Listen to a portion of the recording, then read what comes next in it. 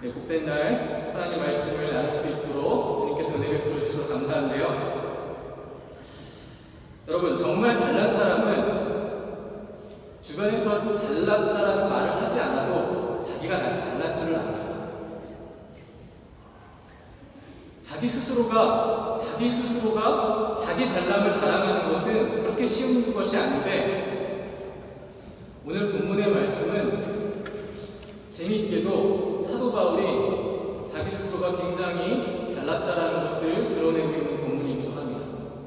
그래서 여러분이 잘 집중해서 사도 바울이 무엇을 그렇게 잘났다라고 우리에게 자랑하고 있는지를 여러분이 말씀 가운데 깨닫는 시간 가졌으면 좋겠습니다. 솔직히 제가 앞서 말한 대로 잘난 사람은 자기가 잘난 거 아닙니다. 그런데 그 잘난 것을 말할 때 다른 사람이 인정해 주기가 그렇게 쉽지 않습니다. 아무리 잘나고 객관적으로 그를 평가할 때 잘났음을 인정하고 싶어도 속으로는 그런 마음이 쉽게 동의하기 어려운 것입니다. 그런데 오늘 사도 바울은 자신의 자랑에 대해서 분명하게 그 근거를 밝히고 있습니다. 그래서 자랑은 어떤 것으로 자기 스스로를, 자기의 잘남을 드러내야 되는지를 오늘 말씀을 통해서 깨닫는 시간 갖도록 하겠습니다. 먼저 본문을 살펴보기 전에 오늘 본문 읽은 본문은 고린도 후서입니다.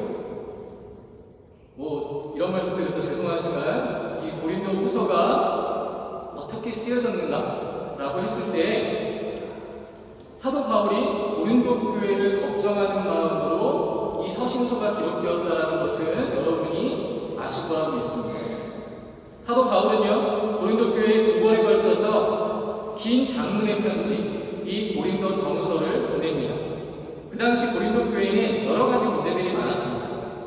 분쟁도 있었고, 음행 사건도 있었고, 소송 사건, 결혼 문제, 그리고 우상 제물을 먹는 것에 관련된 문제, 그리고 심지어는 은사들에 대한 문제까지 너무나 다양한 문제가 교회 안에 자리 잡고 있었던 것입니다.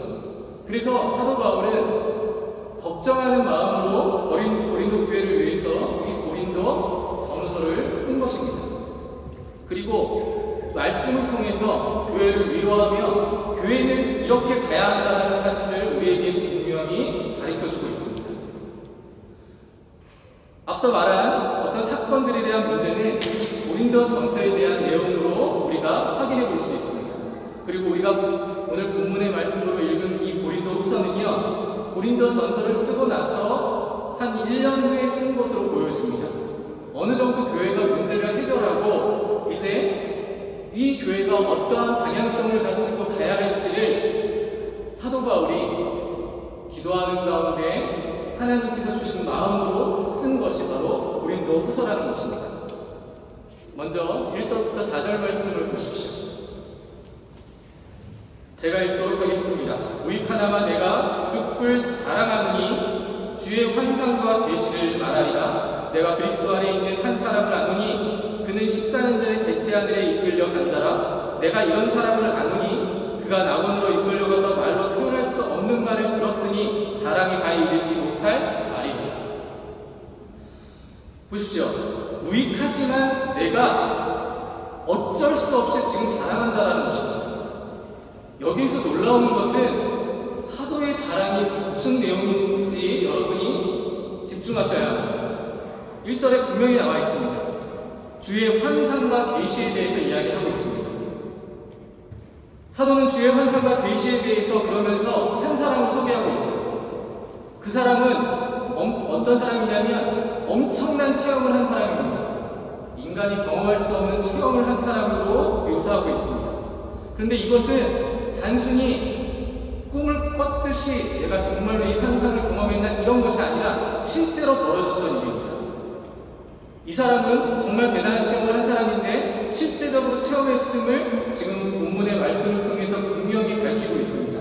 그래서 시간적으로 아주 구체적으로 14년 전이라는 말을 밝히고 있습니다.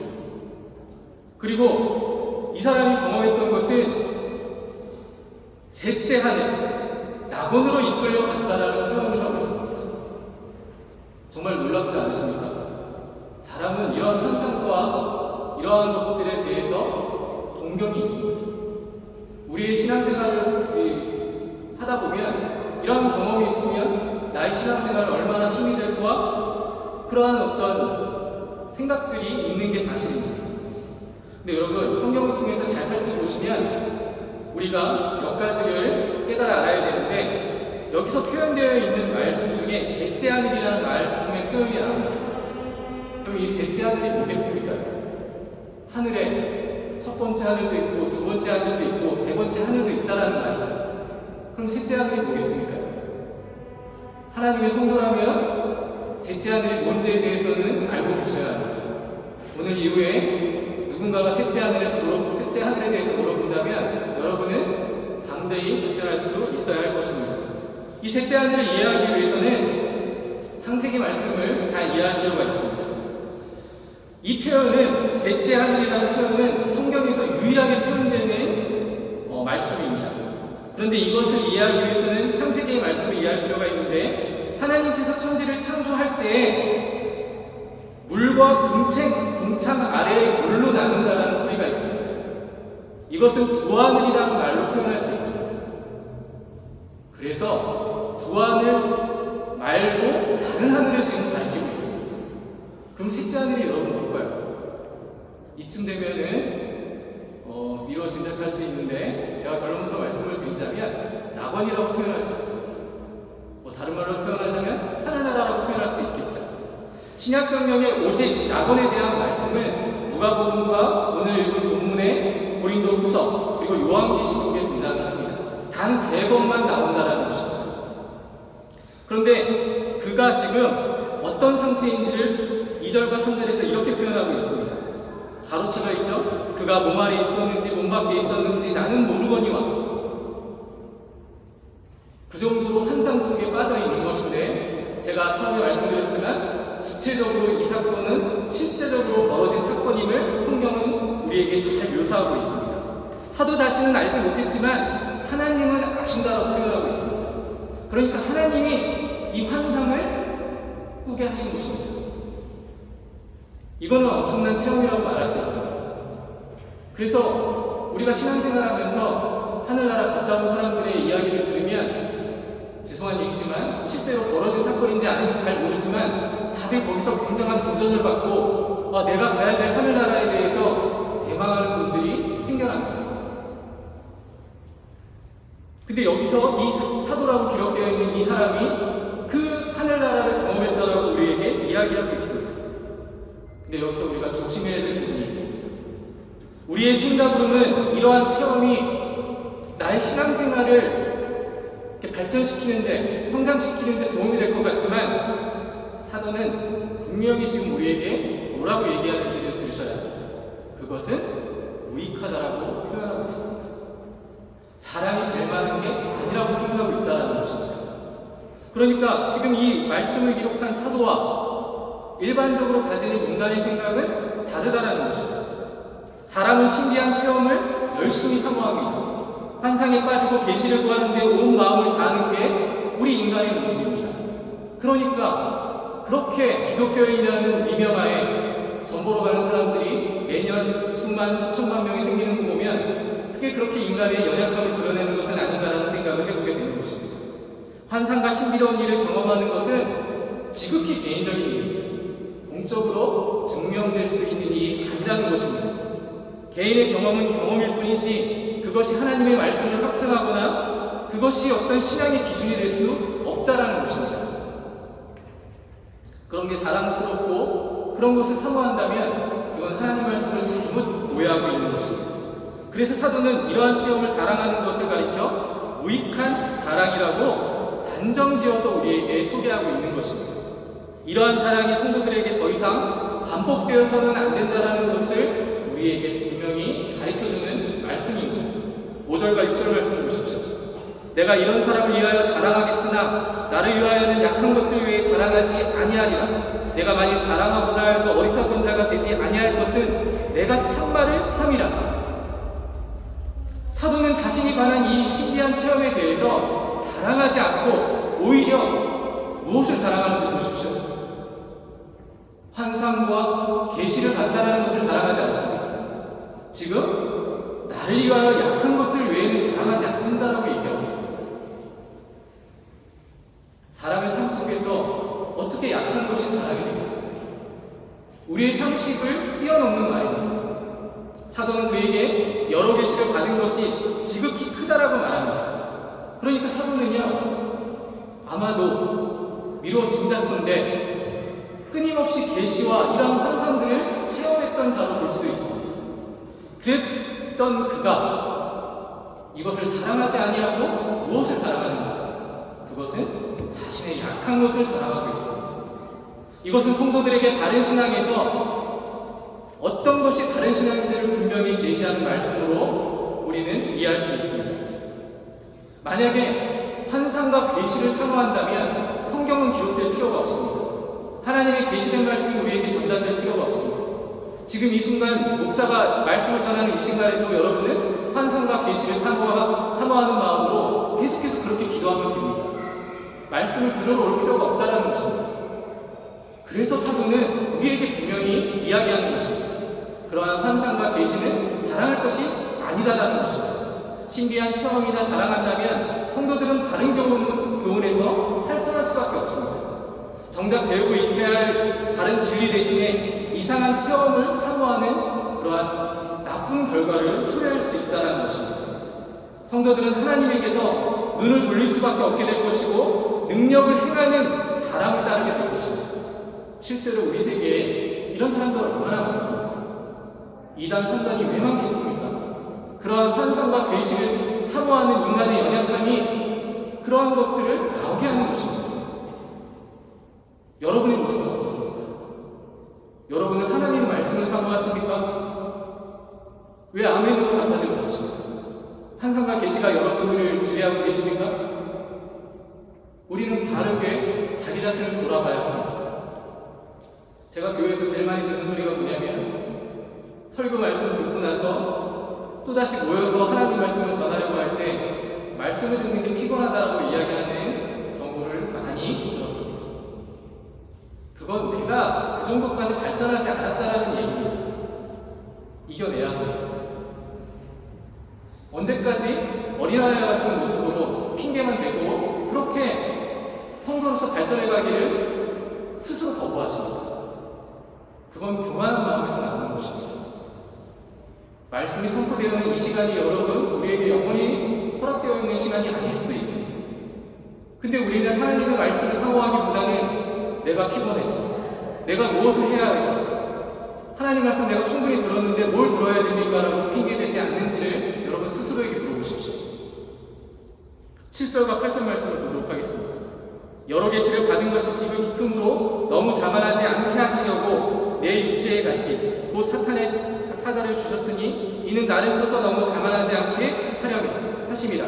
이것이 내게서 떠나가기 위하여 내가 3번 주께 간구하였더니 인간은 누구나 할 것 없이 고통이 있습니다.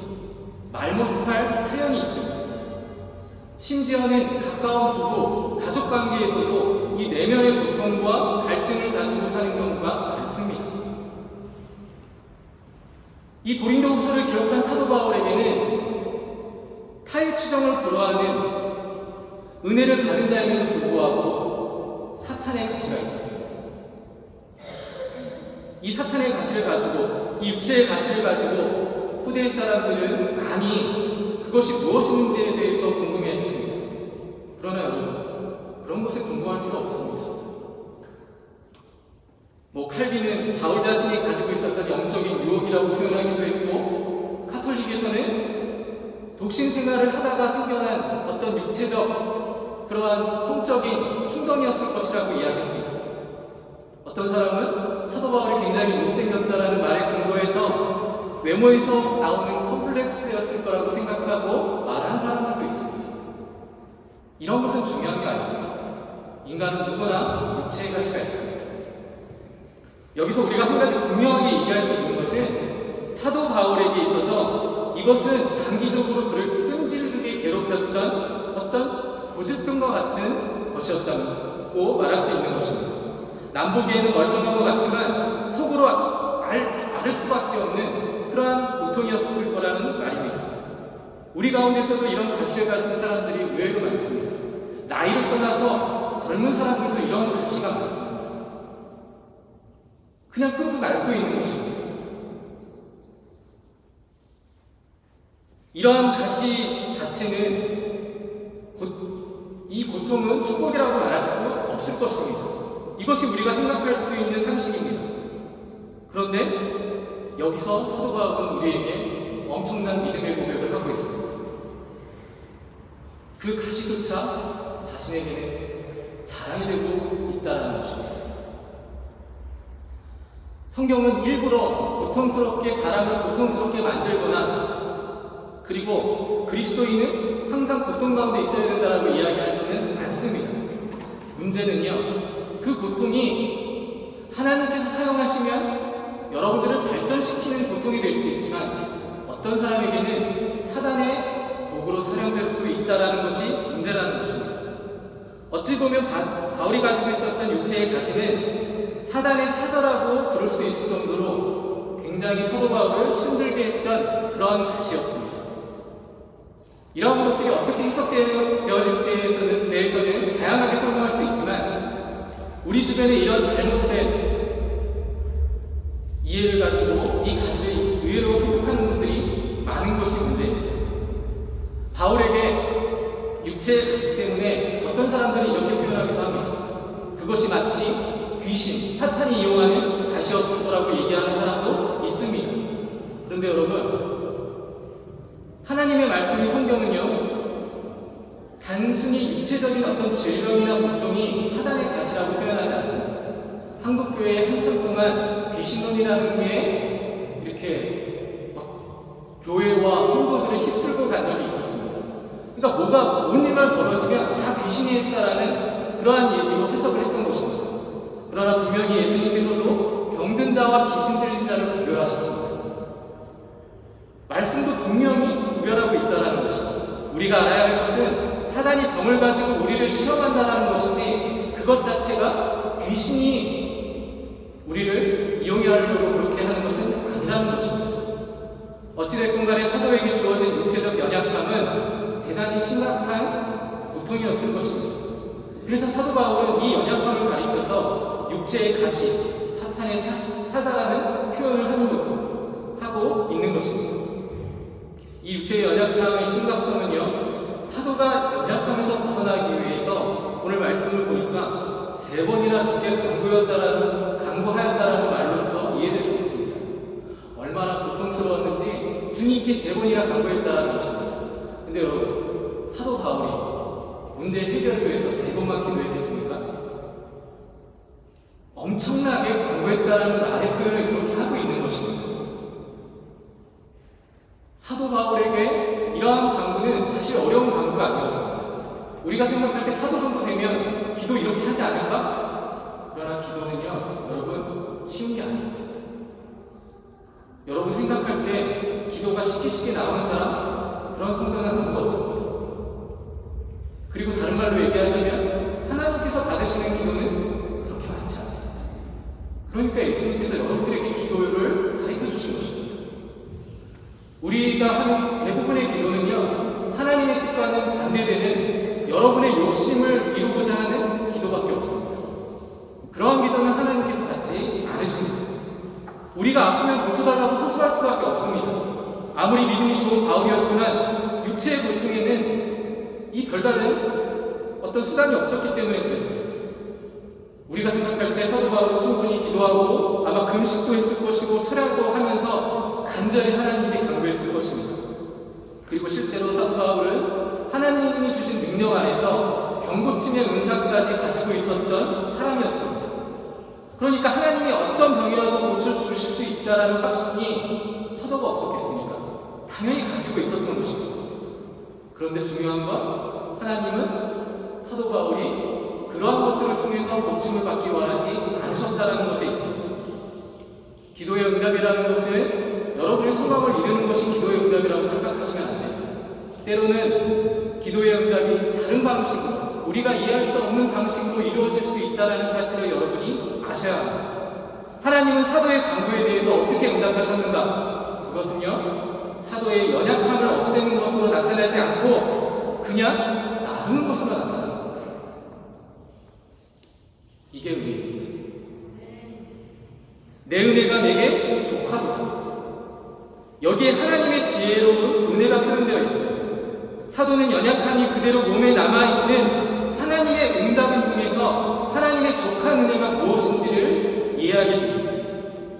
하나님이 사도 바울에게 내 은혜가 내게 족하도다 하고 말씀하시는 뜻을 사도 스스로가 깨우쳐 알기를 원하셨던 것입니다. 하나님의 은혜는요, 사도의 육체의 연약함을 제거하는 것이 아니라 하나님의 은혜는요, 사도의 은혜의 가시를 그대로 두는 것이었습니다. 하나님의 능력을 그래서 깨닫게 하는 것이었습니다. 하나님의 능력은요, 사도의 연약함에서 나타납니다. 여러분이 강할 때 여러분은 절대 하나님을 찾지 않습니다. 여러분의 교만이 여러분의 인생을 지배하고 있기 때문에 절대 하나님을 붙잡지 않습니다. 그게 인간의 상태입니다. 사도 바울은요, 앞서 언급한 대로 셋째 하늘을 다녀온 사람입니다. 하나님이 계시는 영적 세계는 신비한 곳에 있는 것입니다. 사람이 쉽게 경험할 수 있는 곳이 아닙니다. 그리고 사람은 누구나 신비한 체험 앞에 약할 수밖에 없습니다. 그러나 사람은 그러한 것을 경험하게 되면 겸손해지는 게 아니라 교만해지게 되어 있습니다. 인간은 근원적으로 죄에 오염되어 있기 때문에 절대로 자기가 생각하는 대로 흘러가지 않는다는 것입니다. 인간의 노력이나 욕구가 주님의 뜻과는 다르게 표현된다는 것입니다. 그래서 교만은 자기 사랑의 다른 형태요, 자기 숭배의 다른 형태라고 성경은 분명히 표현하고 있습니다. 하나님이 여러분 제일 싫어하시는 게 바로 우상숭배라고 얘기했습니다. 그런데 여러분, 우상숭배가 단순히 어떠한 사물을 정해놓고 하나님 대신 믿는 것이 우상숭배가 아닙니다. 하나님보다 더 사랑하는 게 있다면 여러분이 하나님 이외에 다른 무언가를 더 집중하고 그것을 더 사모하려고 하면 그게 우상이 되는 것입니다. 하나님은 이 세계 그것에 대해서 응답하지 않으신다는 것입니다. 아까도 언급했듯이 14년 동안 셋째 하늘에 다녀온 이야기를 사도 바울은요, 내가 이런 경험을 했다라고 얘기하는 것이 아니라 3인칭을 써서 자기 자신을 숨기고 있다는 사실에 여러분은 놀라셔야 합니다. 자기가 한 것이 아닌 것처럼 지금 고린도후서의 말씀을 기록했다는 것입니다. 그러니까 사도 바울은 쉽게 교만해질 수 있는 상태에서 그 교만을 벗어내기 위한 방법을 쓴 것입니다. 그것은 겸손히 하나님 앞에 머리 숙이는 것이었습니다. 사도 바울은 인간적으로 우리와 가까운 사람들입니다. 왜냐하면 상당히 교만한 기질을 가진 사람이었습니다. 여러분이 아시다시피 사도 바울은 태어난 것도 굉장히 좋은 환경에서 태어난 사람이요, 그리고 아는 것도 많은 사람이었습니다. 소위 금수저를 누르고 태어난 사람입니다. 교만할 수밖에 없는 사람이었다는 것입니다. 그런데 그 교만을 하나님께서 꺾으셔서 어떻게 사용하시는지를 여러분이 말씀 가운데 확인해 보십시오. 우리의 교만이 꺾이지 않으면 하나님은 여러분을 사용하지 않으십니다. 여전히 교만한 마음으로 하나님을 섬기고 계시다면 지금 이 순간부터 결단하셔야 합니다. 나의 교만이 무엇인가? 하나님이 하나님의 일을 나를 통해서 하길 원하신다라고 맨날 입으로는 고백하는데 실제로 그러한 일을 하지 못한다면 아직까지 여러분은 교만하다고 말씀드릴 수 있을 것입니다. 그래서 주님은 말씀해 주십니다. 내 은혜가 내게 족하다. 이는 내 능력이 약한 데서 온전하여짐이라. 이것은 사도 바울에게 발견된 놀라운 영적 발견이었습니다. 내가 약할 때 하나님이 역사하십니다. 그것을 사도 바울은 깨달았던 것입니다. 내가 약할 그때의 곧 강함입니다. 하나님은 스스로 강하다고 자부하는 자를 절대로 사용하시지 않습니다. 세상을 변화시킨 자들은 영웅과 같은 사람들이 아닙니다. 하나님 앞에서 자신의 약함을 고백한 자들만이 하나님께서 크게 사용하셨음을 여러분은 하나님의 말씀에서 확인하셔야 하는 것입니다. 그것이 하나님이 우리에게 베푸시는 은혜라는 것입니다. 우리 예수 믿는 사람들은 달라야 합니다. 근데 어떻게 다르겠습니까? 돈 많이 버는 것으로 달라야겠습니까? 아니면 많이 배우는 것으로 달라야겠습니다. 물론 그런 것들로 여러분이 그렇게 이야기할 수 있습니다. 그러나 하나님의 생각은 인간의 생각과 다르십니다. 그걸 먼저 겸손히 고백할 수 있는 자만이 하나님이 역사하는 큰 은혜에 참여하게 되는 것입니다. 우리는 이 일을 위해서 생명을 걸 만큼 우리가 하나님께 믿음의 결단을 가지고 있는지를 돌아봐야 합니다. 나를 위하여가 아니라 예수를 위하여 나는 정말로 하나님의 사람으로 존재하고 있는가? 우리 교회가 하나님의 말씀 가운데 그렇게 존재하고 있는가? 이것을 항상 기도하는 가운데 깨달아 가야 하는 것입니다. 하나님의 능력은요, 약한 데서 온전하여 줍니다. 사도의 약함 위에서 그리스도의 능력이 덮어지게 되는 것입니다.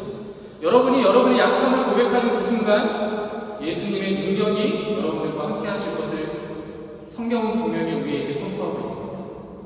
이 말씀을 근거로 이 믿음의 결단을 가지고 세상에 나아가시기를 부탁드립니다. 그리스도인은 약할 때 강하고요, 그리스도인은 연약하지만 강한 사람들입니다. 가난하지만 부유하게 만드는 사람들이요, 그리스도인들은 땅에 살지만 하늘을 움직이는 사람들입니다. 그래서 하나님께서 여러분을 이 땅에 보내신 것입니다. 하나님의 자녀로서 하늘을 대망하면서 살아가십시오. 땅의 것을 지향하며 살아가는 것이 아니라 하나님의 영광을 위해서 살아가는 참된 인생으로 자신의 인생을 다시 한번 바라보는 여러분이 되시기를 주님의 이름으로 축원합니다. 기도하겠습니다.